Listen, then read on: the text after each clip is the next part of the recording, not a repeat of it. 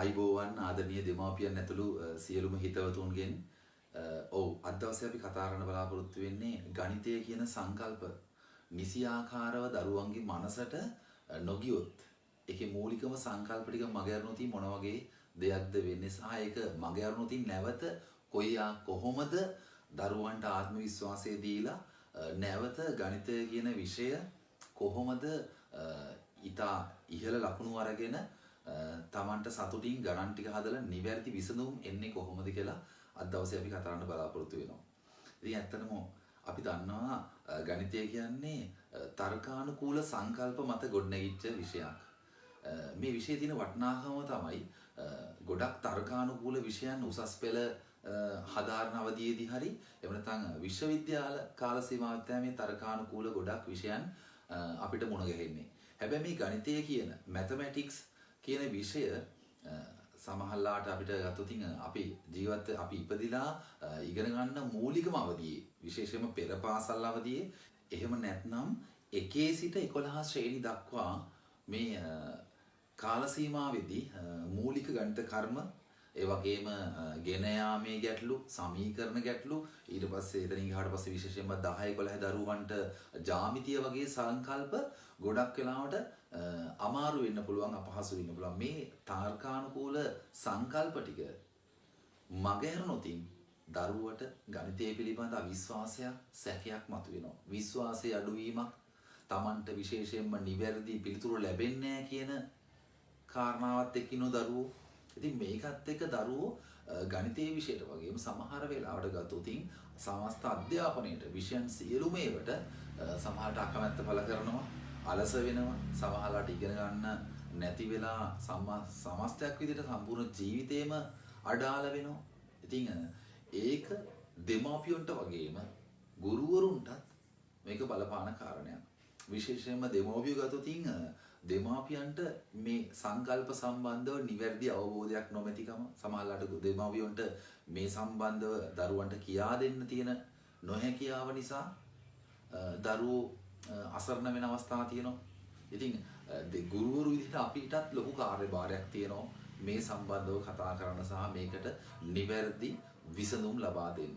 විශේෂයෙන්ම දරුවන්ට මට බෑ ඊට පස්සේ තමන් අදක්ෂයි එහෙම නැත්නම් වෙන දරුවෙක් මත යැපෙනවා මෙන්න මේ වගේ කරුණු කාරණාවලට යොමු වෙනවා විශේෂයෙන්ම මේ ගණිතයේ විෂයේදී නිවැරදි පිළිතුරු ලබා ගන්න බැරිුණ ගමන් අපේ දරුවෝ තව කෙනෙක් මත ඩිපෙන්ඩ් වෙන අවස්ථා තියෙනවා. මම කලින් සඳහන් කරපු මතකයේ අඩුවීම කෙටි කාලීන මතකය ඒ වගේම ගණිත සම්බන්ධ තර්කානුකූල චින්තනය මේ දේවල් එක තමයි දරුවන්ගේ සමස්තයක් විදිහට ගත්තොත් අධ්‍යාපන ජීවිතේම එක විෂයක් විතරක් නෙවෙයි ගණිතයේ විෂය විතරක් නෙවෙයි සමස්ත අධ්‍යාපනයේම අඩාල වෙන අවස්ථා තියෙනවා. ඉතින් මේකට ගුරුවරු විදිහට අපිට ලොකු කාර්යභාරයක් තියෙනවා. විශේෂයෙන්ම දරුවගේ මට්ටම තේරුම් අරගෙන ඒගොල්ලන්ට මගහැරිලා තියෙන මොනවාද තියෙන තර්කානුකූල කාරණා මගහැරිච්ච මූලික සංකල්ප මොනවාද කියන කාරණය හරියාකාරව නිසි පරිදි අවබෝධ කරගෙන එතනින් එහාට නැවත දරුවන්ට ආත්ම විශ්වාසය ලබා දීලා නිවැරදි විසඳුම් ලබා දෙන එක දරුවන්ට පෙන්විය යුතුයි. Tamanට පුළුවන්. පුතේ වාට පුළුවන්. මේ වැඩ ටික කරන්න පුළුවන්. මේ ගාන හදන්න පුළුවන්. බලන්න පුතේ ගානක් හැදුවට පස්සේ ගොඩක් සතුටුයි. නිවැරදි උත්තර ආවට පස්සේ මහර විශ්වාසයක් ගොඩනැගෙන්නේ. ඉතින් ඒක අපි හැමෝටම තියෙනවා. අපි අද ගානක් හැදුවත්, පුංචි දරුවෙක් ගානක් හැදුවත් ඒ සතුට ඒ අර ලැබෙන ප්‍රතිඵලයේ නිවැරදි ප්‍රතිඵලයත් එක්ක අපිට සැසඳීමක් කරලා අපිට ලොකු සතුටක් එනවා.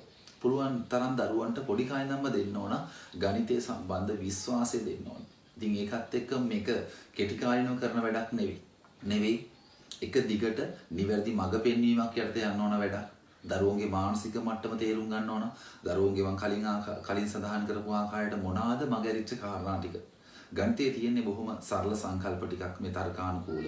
ඉතින් තර්කානුකූල සංකල්ප ටික නිවැරදිව නිසි පරිදි හරියට දරුවගේ මනසට කාවැද්දුනොත් ලොකු උත්තරයක් ලැබෙනවා. විශේෂයෙන්ම අපි ළඟට එන දරුවෝ ඉන්නවා. සමහරට 6 වසරේ මූලික ගණිත සංකල්ප ටික මගහැරලා 7 වසරේ මූලික ගණිත සංකල්ප ටික මගහැරලා ඒ දරුවෝ හිතනවා 8 9 10 11ට යද්දි Tamanට ගණන් බෑ කියලා නැහැ. අපි විශ්වාසයයි දෙන්න ඕන ආදරණීය දෙමාපියනි.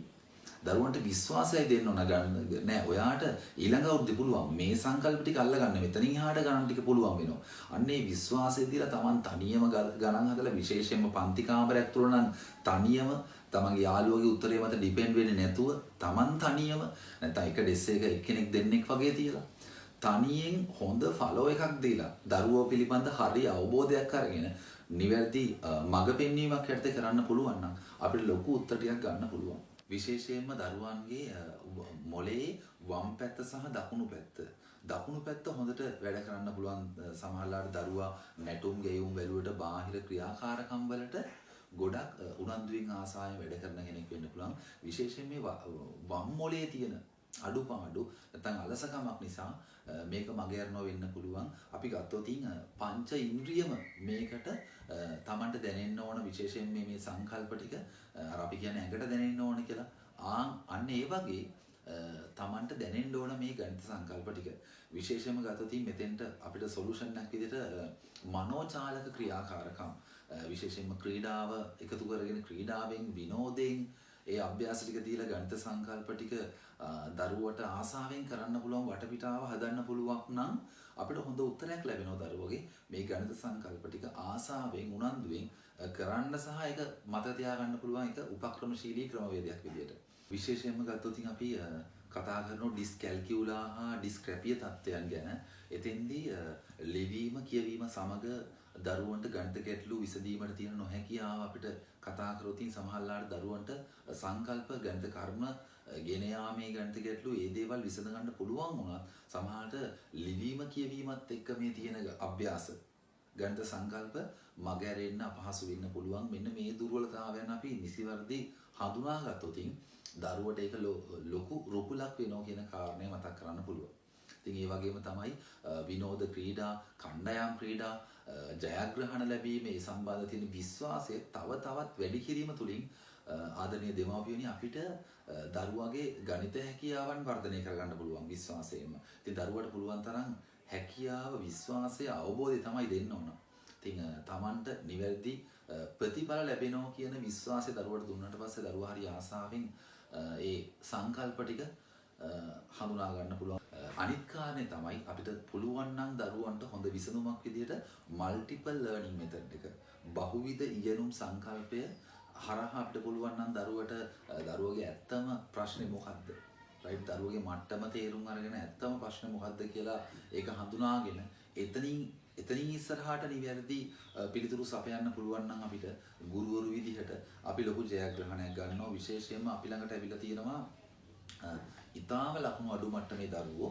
ඉතින් ඒගොල්ලන්ට අපි ගොඩක් වෙලාවට කරන්නේ මට්ටම හඳුනාගෙන එතනින් එහාට සමහරවිට මූලිකම සංකල්ප ඉතා 14ක් වෙන්න පුළුවන්. ඒ සංකල්ප ටික දුන්නාට පස්සේ දරුවා එතනින් එහාට Taman තනියම ගණන් හදලා ඉතාම කෙටි කාල සීමාවක් තුළ විශිෂ්ට ප්‍රතිඵල ඒ සාමාර්ථයකට යන්න පුළුවන් ප්‍රතිඵල අපි බිහි කරලා තියෙනවා.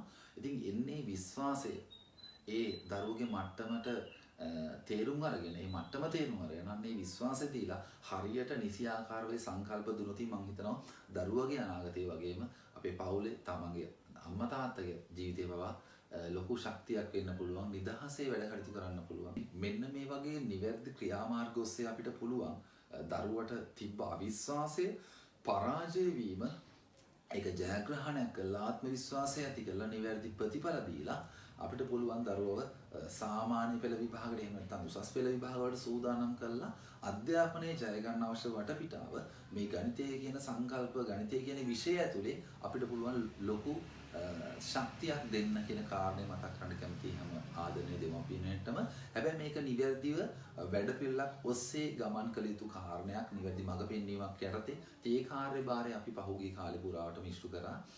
ඉතින් මෙන්න මේ වගේ උපක්‍රම ඔස්සේ අපිට පුළුවන් අපේ දරුවන්ගේ ජීවිතය හරි ලස්සන කරගන්න. නිවැරදි ප්‍රතිඵල ලැබෙනවා කියන විශ්වාසය ලැබුණාට පස්සේ දරුවෝ හරි සතුටින් ආසාවෙන් හැම විෂයක්ම ආසාවෙන් කරනවා කියන එක අපිට විශ්වාසයක්. ඉතින් මේ වටින දේ හැමෝටම දැනගන්න ෂෙයා කරලා සහයෝගයක් ලබා දෙන්න කියලා ආදරෙන් මතක් කරනවා. හැමෝටම බොහොම ස්තුතියි.